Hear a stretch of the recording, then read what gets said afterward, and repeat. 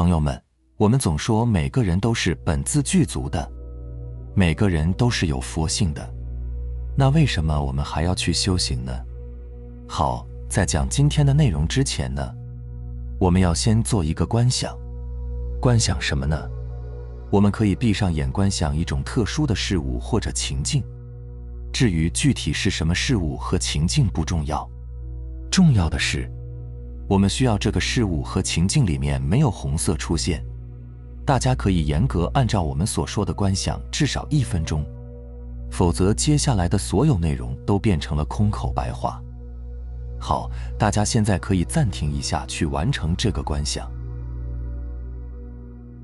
好，如果你真正严格按照我们说的去做了，那么你就会发现，无论如何，我们都不可能真正做到没有红色出现。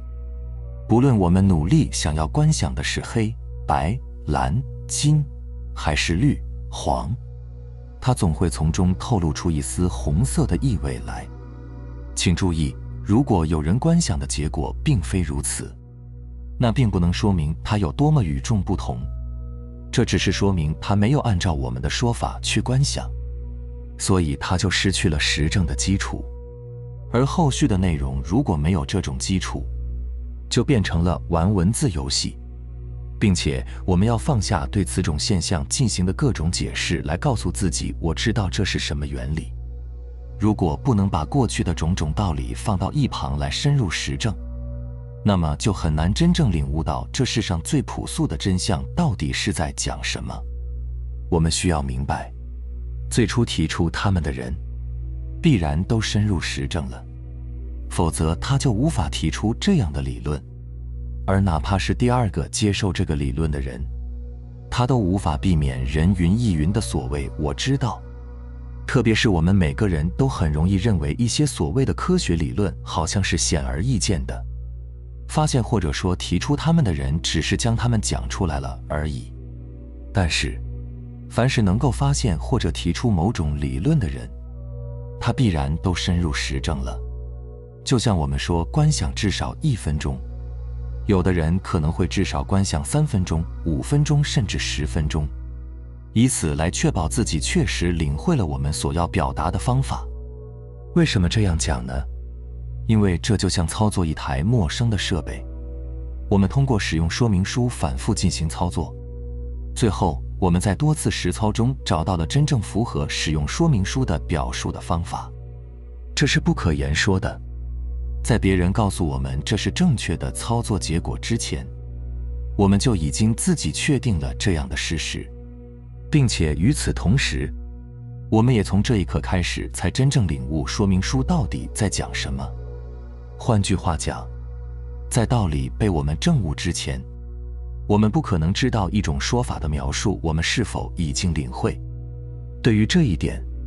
真正体悟经典精髓的人都心领神会，因为学习任何经典都是这样的过程与结果。这里我们要再强调一遍，不要用过去的任何理论去解释我们现在的说法，因为这是知其然而不知其所以然所致的妄想。事实上，我们很可能什么也不知道，因为我们只是在人云亦云。但是即便如此，这种急着追求结果的心依旧是普遍现象，它导致我们好像什么都知道，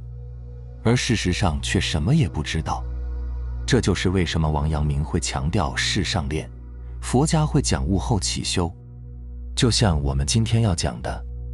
为什么我们总说内在本自具足，人人内在都有佛性，却还是要修行。每个人的内在都是佛，每个人的心里都住着一个圣人。这些话早就有人告诉我们了，可问题是，这些话对一个人产生意义的前提，是这个人亲自在生活中证悟了它。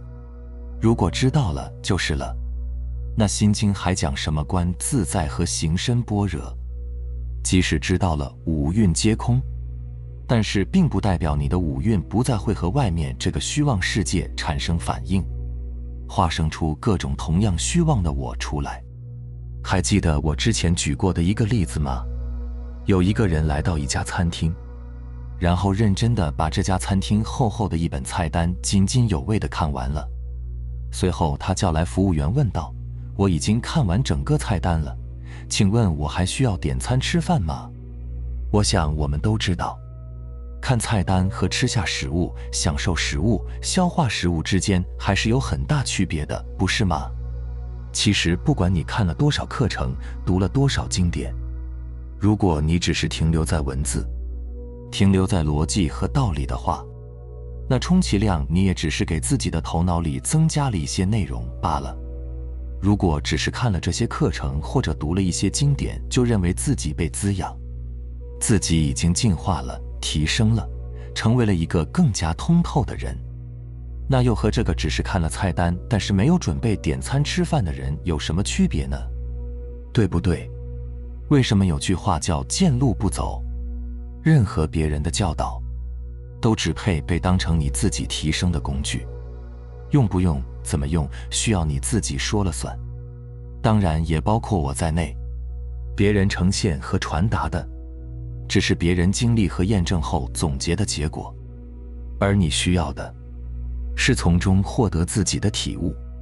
然后再去亲自在一件件的事情上体验和验证这个体悟。所以基于此，我们甚至可以说，任何理论的提出都是糟粕，因为有关它的精华都被提出它的人吸收了。但是糟粕就没有用了吗？相反，糟粕本身就像是蝴蝶的移退，蝴蝶已经飞走了，我们看不到，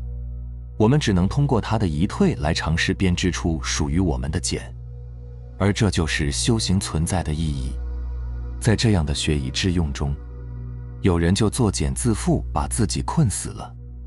而有人就将自身一切过往认知彻底化掉，破而后立，羽化成蝶。所以我们要明白，就像我们说不要观想到红色，反而不论如何都无法避免红色生出一样，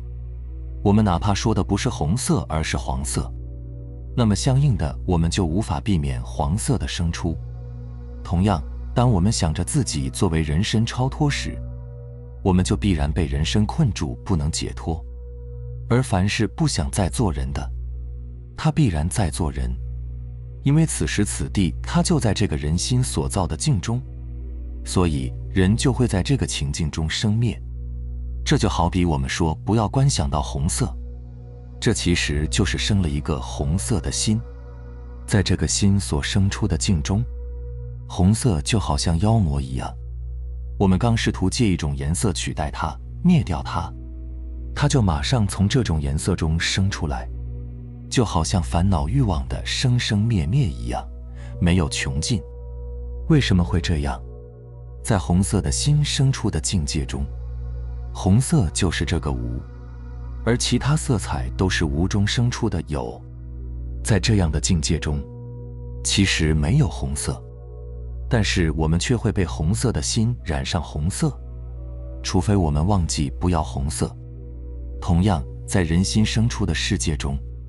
人就是这个无，这世上的一切众生都是无中生出的有。在这样的世界中，其实没有人，但是我们却会被人心染上人的认识，除非我们忘记不要做人。一言蔽之，不论我们怀有一个怎样的心，我们都应当臣服于它，而不是和它对抗，试图以外物取代它、消灭它。如何臣服于它？那就是暂时放下它，换一颗心去做事。所以，当一个人想要不观想到红色时，那么他就要去观想没有黄色；而当我们想要解脱时，那么就要忘记自己要解脱，要去用心务实地做事，以至于忘我。除此之外，如果有人要问我们修行有什么秘诀，那么我们就会说：放下我知道的心，臣服于心，深入实证。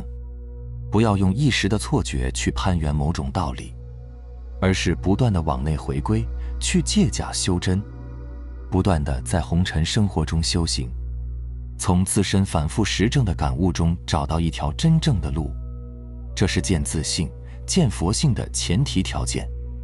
悟后方可起修。知道但是做不到，就等于不知道。你守着一座金山，结果到死也没用一块金子，那你就相当于还是没有拥有这座金山。所以从知道到成为，这就是我们的实修之路，是向内的回归之路，成为自己的实修过程。这样你才能最终跳脱人生剧本，从剧本中解脱，也就是离了一切相，进入无我，进入空性，度一切苦厄。这便是无所住而生其心，明心见性，当下即佛了。明白了吗？好了，非常感谢你能看到这里，希望能对你有所触动和启发。我们下期再见。